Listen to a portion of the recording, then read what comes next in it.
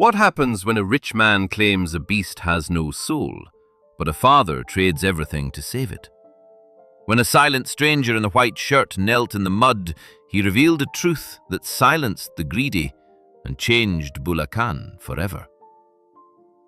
The sun in Bulacan was very heavy.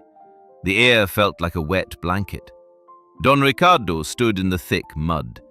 He looked at the old Carabao, Batu. Batu had a very swollen leg. He moved with a deep, painful limp. Ricardo checked his expensive gold watch.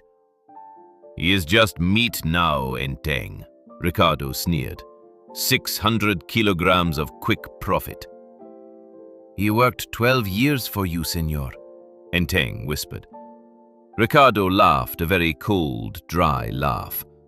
"An animal has no soul, old man. Tomorrow he goes to the slaughterhouse." A tall stranger in a white shirt watched from the shade. His face was weathered by the sun. Enteng felt a strange weight in his pocket. It was his daughter's entire nursing tuition. Ricardo raised his cane to strike the beast. Suddenly, the heavy wood snapped in mid-air. It splintered into 2 small pieces. No one had even touched the cane. At that same moment, Ricardo's gold watch stopped ticking. He froze and gripped his chest. His face turned pale as ash. He looked around but saw only the long shadows. Have you ever seen a man value a life over gold? The air in the hacienda smelled like dust and dried blood. Mang Enteng walked slowly toward the big white house. His heart was pounding like a heavy tribal drum. In his rough, dark hands, he held a rusted biscuit tin. Don Ricardo sat on the porch, drinking cold calamansi juice. "What do you want now, old man?" the Don asked.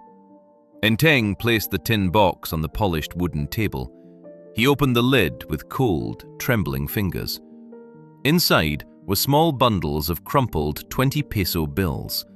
There were many coins, polished by years of touching. 52,000 pesos, Senor Ricardo, Enteng said very softly. "This is for your daughter's nursing school," Ricardo laughed loudly. "You would throw away her future for a dying beast." Enteng did not look away from the cruel man's eyes. He reached into his pocket and pulled out a single key. It was the key to his old Kawasaki Barako tricycle. "I give you all my savings and my only transport. Just let Batu live out his remaining days with me." The stranger in the white shirt stepped out from the shade. He looked at the money, then at Enteng's calloused palms. The stranger's eyes were full of a deep, silent knowing. "A heavy price for a soul you say doesn't exist," the stranger said. His voice was like a cool breeze on a burning fever. Now comes the moment where a father chooses between gold and a broken life. If you believe that true wealth is found in a merciful heart, please like this video and subscribe to our journey. Ricardo smirked and grabbed the rusted tin box very greedily. "The animal is yours, you old fool. Take your meat and go." Enteng signed the deed of sale with a very shaky hand. The neighbors gathered at the bamboo fence, whispering and pointing. "He has lost his mind," a village woman cried out. "He trades his daughter's dream for a pile of bones." Enteng did not hear their sharp, mocking words. He walked to the mud pit where Batu lay exhausted. The animal groaned, its eyes milky with a deep pain. Enteng knelt in the dirt and stroked the beast's head. "You are safe now, my old friend," he whispered. The stranger in the white shirt walked over very quietly. He placed a firm, warm hand on Enteng's tired shoulder. "The world sees a loss, but the Father sees a seed. Patience, Enteng. The morning is always coming." The stranger's touch felt like a strange healing fire. Enteng felt the heavy burden of shame lift away. He began to lead the limping carabao toward his hut. Every step was a struggle through the thick Bulacan mud. Behind them, Ricardo was busy counting his dirty money. But the stranger stayed behind, looking at the empty pen. He smiled a small, sad smile at the greed left behind. The trade was done. The sacrifice was recorded in the books of heaven. The dry season arrived like a silent thief in the night. The lush green fields of Bulacan turned brown and brittle. Batu's leg remained very swollen and hot to the touch. Every single morning, Enteng hoped to see the animal standing. Every morning he found him lying in the grey, hot dust. Inside the small nipa hut, the cooking pot was quiet. "We only have rice and salt today, Enteng," his wife said. Her voice was thin and dry like a dead bamboo leaf. Enteng's daughter looked at her empty plate and she sighed. "It is okay, Nanai. I am not very hungry today," she lied.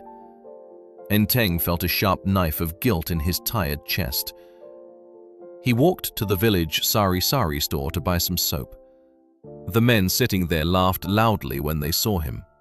"Hey, Enteng, how is your expensive steak doing today? I heard the flies are already planning a very big feast." Mang Kanor spat on the dry ground near Enteng's feet. "You are a fool to choose a beast over family. Even the priest says you have lost your way, my friend." Enteng kept his head down and said nothing at all. He returned home and looked at his father's old wooden chest.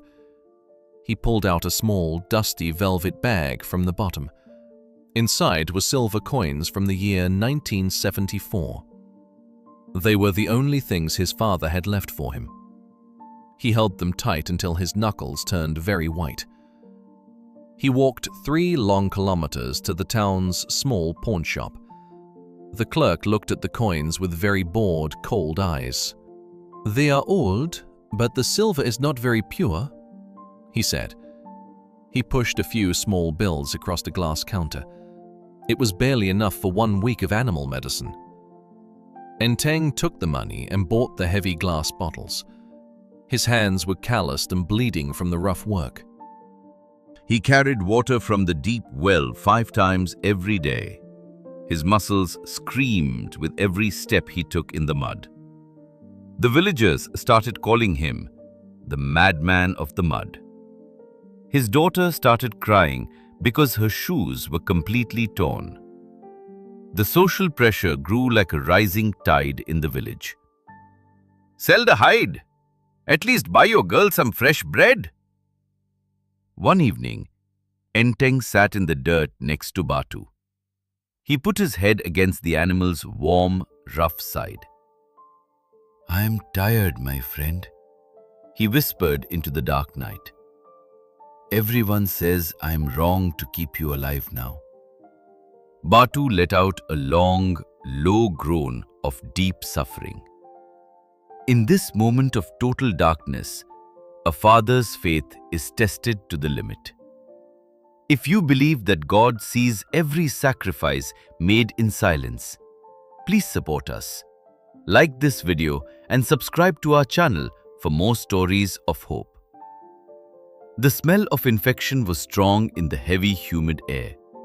Enteng felt his spirit breaking like a dry bamboo pole. He looked at his bleeding palms and he began to sob. "Where are you, Lord?" he cried out to the empty sky. "I did what was right, but everything is falling apart." The wind began to howl through the tall coconut trees. A massive tropical storm was gathering on the black horizon. The lightning flashed, lighting up the suffering beast's milky eyes. Don Ricardo passed by in his shiny, expensive new truck. He splashed muddy water all over Enteng and the animal. "Give up, Enteng. God doesn't care about a dying carabao." The words cut deeper than any physical wound ever could. Enteng stayed on his knees in the cold, wet mud. His world felt like it was ending in that exact moment.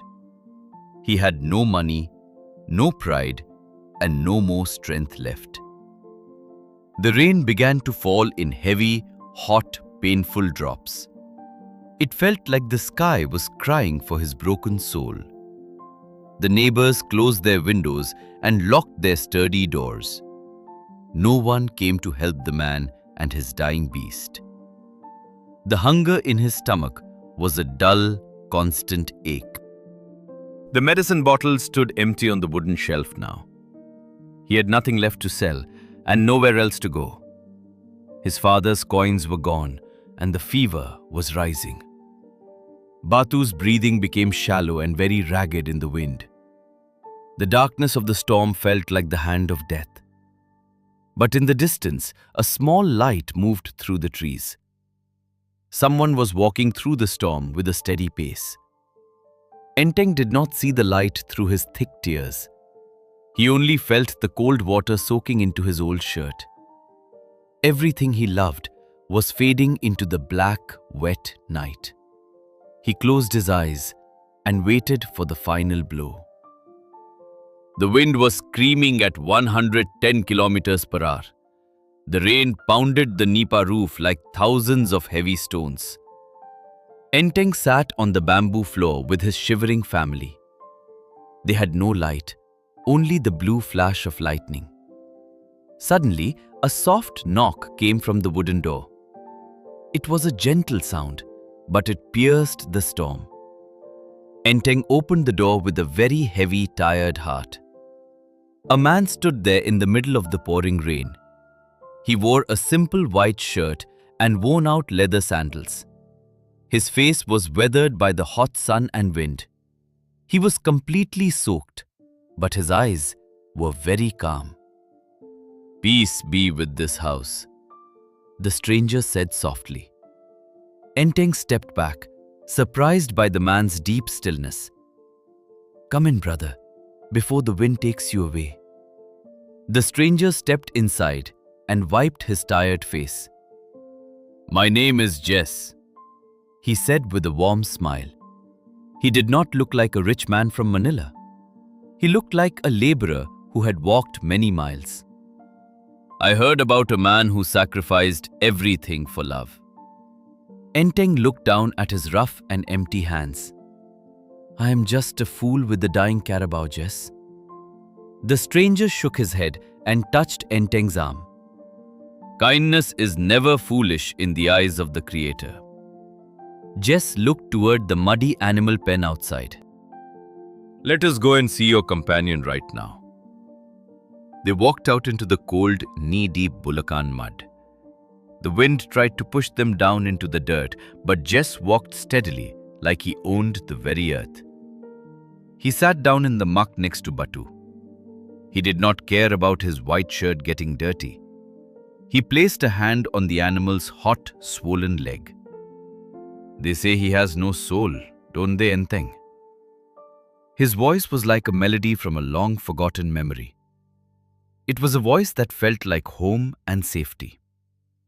"Ricardo says he's just 600 kilograms of meat." Jess looked at Batu with a look of deep love. "The Creator makes nothing without a soul, my brother. No act of mercy is ever lost in his eyes." Enteng felt a strange warmth in his shivering body. The storm was raging, but the fear was gone. "We shall find the truth together," Jess whispered softly. The stranger's presence was a shield against the night. The fancy doctors from Manila had already given up. They told Ricardo to sell the animal for hide. "He is walking death," they said with cold voices. They only wanted the money for their expensive visits. But Jess did not look at the surface today. He knelt down in the sticky, black Bulacan mud. The kerosene lamp flickered in the strong, wet wind. It cast long, dancing shadows on the bamboo walls. Jess touched the swollen skin with very gentle fingers.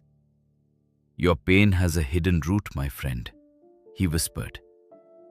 Batu groaned, but he did not move away. He seemed to trust the stranger's quiet, steady touch. Enteng watched with a heart full of desperate hope. The hidden truth is about to be revealed, showing that God sees what human eyes ignore. If you believe in the power of silent miracles, please like this video and subscribe. Jess moved his hands with a strange, quiet precision. He found a small, hard bump near the bone. It was hidden under a thick layer of scar. "Bring the lamp closer, Enteng," Jess commanded softly. Enteng held the glass lamp with his shaking hands. Jess used a small, clean tool from his bag. He made a very tiny, careful opening in the skin. He pulled out a 2-inch rusted shard of metal. It was a needle from a big industrial factory. "Industrial poison," Jess said, looking at the sharp metal. They treated him like a machine, not a soul. This was not old age or a divine curse. It was the cold negligence of men like Ricardo. Jess washed the wound with clear, cool well water. He placed his warm hand over the animal's heart.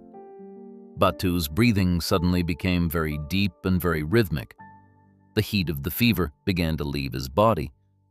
The heavy tropical rain stopped as if on command. A profound silence settled over the small farm. The stars appeared through the breaking black clouds. Enteng felt a peace that he could not explain. "You found what the experts missed, Jess," Enteng said. Jess stood up and wiped his hands slowly. "Men look at profit, but God looks at the wound." The worthless beast closed its eyes and finally slept. The silence was heavier than the storm ever was. True healing had finally begun in the dark mud. Weeks turned into a season of quiet wonders. Batu stood tall on all 4 legs now. The swelling was gone like a bad dream. The fever did not return to his body. Jess stayed at the farm for many days. He helped Enteng plant new and green grass. He spoke to the animal like a brother. Batu's muscles became hard like strong, narrow wood. His black skin began to shine like silk. The neighbors watched from over the bamboo fence. They did not laugh or mock him anymore. "Look at the madman's buffalo," they whispered softly. "It looks like a king of the fields." The day of the Pista ang San Isidro arrived. The town of Bulacan was full of bright colors. Yellow and red buntings hung across every street. The smell of roasting lechon filled the humid air. People came from many provinces to see the race. Don Ricardo arrived in a massive red truck. He brought an imported buffalo from far Australia. It cost him over 2 million pesos in cash. The beast was huge and very, very aggressive. It had horns that looked like sharp steel swords. Ricardo saw Enteng leading Batu to the field. The crowd went silent as they looked at them. The limping meat was now a mountain of power. Batu's eyes were clear and full of fire. Ricardo sneered and adjusted his expensive silk barong. "You still play with that garbage, Enteng?" he asked. "My champion will crush your little pet today. He has the blood of winners in him," Ricardo said. Enteng only smiled and looked at his friend. Jess stood in the crowd, watching very quietly. The race was ready to begin in the mud. The town mayor raised the bright starting flag. 10 great carabaos lined up in the deep dirt. The Australian beast let out a very loud roar. Batu stood still like a holy stone statue. The flag dropped and the mud exploded everywhere. The ground shook under the heavy pounding weight. Ricardo's beast took a very fast early lead. He sprayed mud into the faces of the others, but Batu was breathing slowly and very deeply. He started to gain speed like a tropical storm. The crowd began to shout Batu's name loudly. Now comes the moment where true faith meets the mud.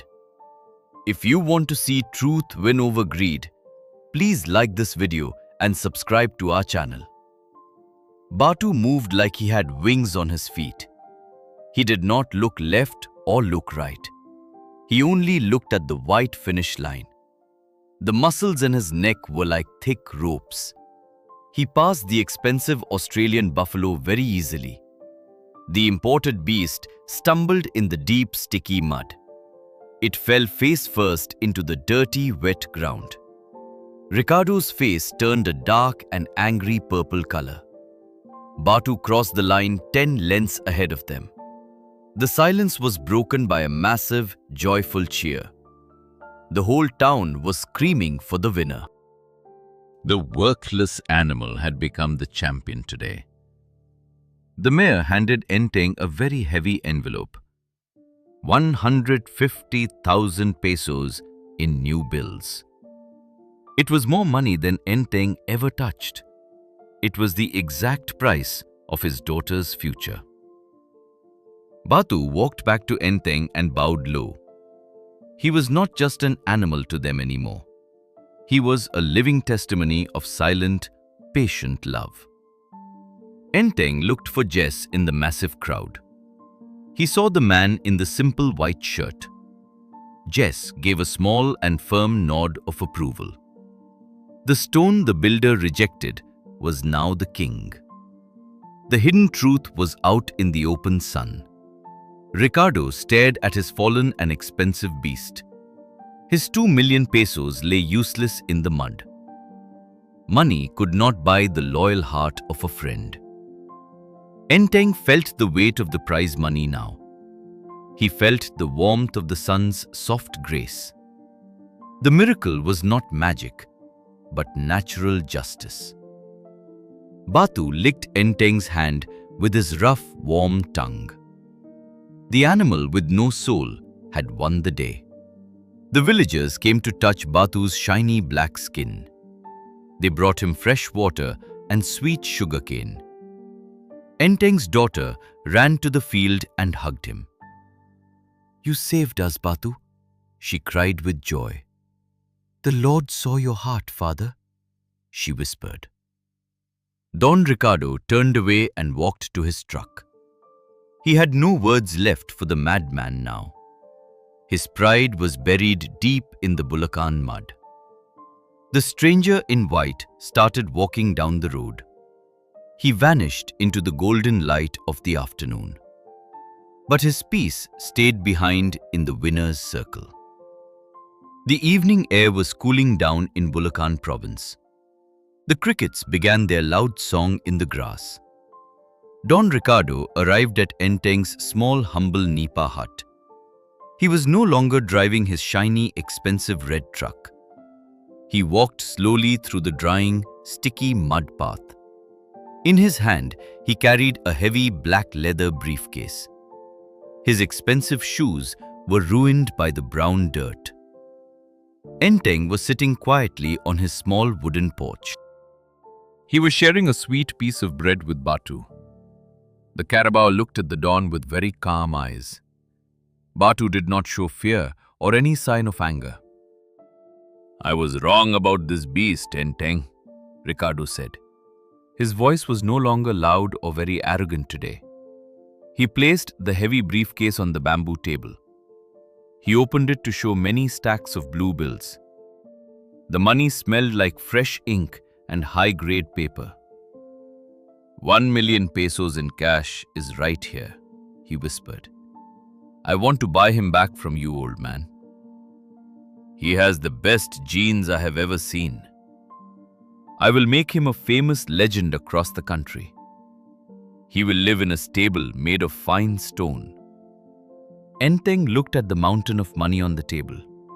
1 million pesos could buy many brand new tricycles. It could send his daughter to the best Manila university. He looked at the small, thin scar on Batu's leg. He remembered the night of the cold, black storm. He remembered the stranger who saved a worthless animal. He remembered the pain of eating only rice and salt. Ricardo waited with his breath held tight in his chest. "Think of your family's golden future, Enteng," Ricardo urged. "Do not be a fool for the second time today." The shadow of greed returns to test a humble heart. If you believe that some things are worth more than gold, support this story with a like and subscribe to our channel.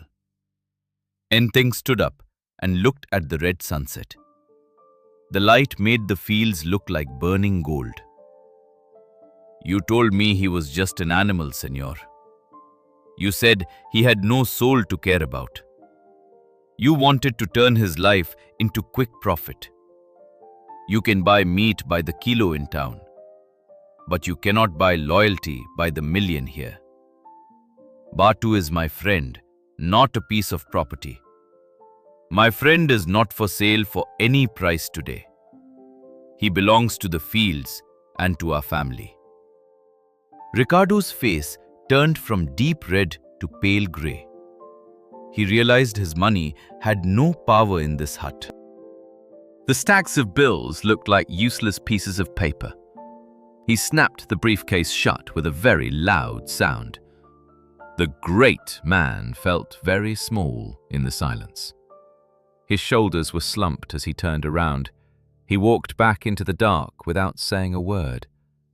His power was broken by a man with nothing. Dignity had a price that Ricardo could not pay. Enteng felt a deep peace in his tired bones. He reached out and stroked Batu's thick black neck. "We stayed together, my old companion," he whispered softly. The 1,000,000 pesos were gone, but his soul was whole. The village stars began to shine very brightly above. The test was over, and the truth remained standing. The wind carried the scent of jasmine through the air. Enteng smiled and closed his eyes in the peace. The golden moon rose over the fields of Bulacan. Enteng walked to the small barn where Jess slept. He wanted to give the stranger half of the prize. He wanted to say thank you for the miracle. But the wooden mat was empty and very cold. The small kerosene lamp was out of oil now. "Jess, are you there, my brother?" Enteng called out. Only the soft wind answered from the rice fields. The stranger was gone, leaving no footprints behind him. In his place lay a small, hand-carved wooden cross. It was made from the same wood as the plough. Beside it was a small piece of old paper. The handwriting was very steady and very clear. "What you did for the least of these, you did for me." Enteng felt a sudden, holy chill in his chest. He fell to his knees in the dry straw. He realized the silent truth of the past weeks. The stranger was not just a simple farm traveler. Christ had walked beside him in the thick mud. The soul was never about the meat or the bone. It was about the mercy found in a man's heart. Enteng used the prize money with a very wise heart. He paid for his daughter's full nursing school fees. He bought a new, sturdy tricycle for his daily work. But he did not stop there with his blessing. He built a small schoolhouse for the village children. He called it the Sanctuary of the Golden Heart. He taught the poor children how to love the land. He taught them that every living thing has a soul. Batu lived for many more long and happy years. He stayed in the greenest pastures of Bulacan province. He never wore a heavy iron yoke again. The children would bring him sweet mangoes every Sunday. Don Ricardo's farm slowly crumbled into the red dust. Greed had eaten the foundation of his big house. But Enteng's legacy grew like a strong Nara tree. He showed that patience is the greatest divine power. The true miracle is found in our daily decisions. It is found in the way we treat the weak. God does not always come with thunder and lightning. Sometimes, He comes in a simple, dusty white shirt. He stands in the mud with those who suffer. Life is not a price tag on a scale. Life is the love we give when no one watches. Peace follows those who choose mercy over quick gold. May you find the strength to see the soul. If this story reminded you that God sees everything and acts on time, please support it with a like, subscribe to our channel, and write the word Veera in the comments if you also believe in the justice of the Lord.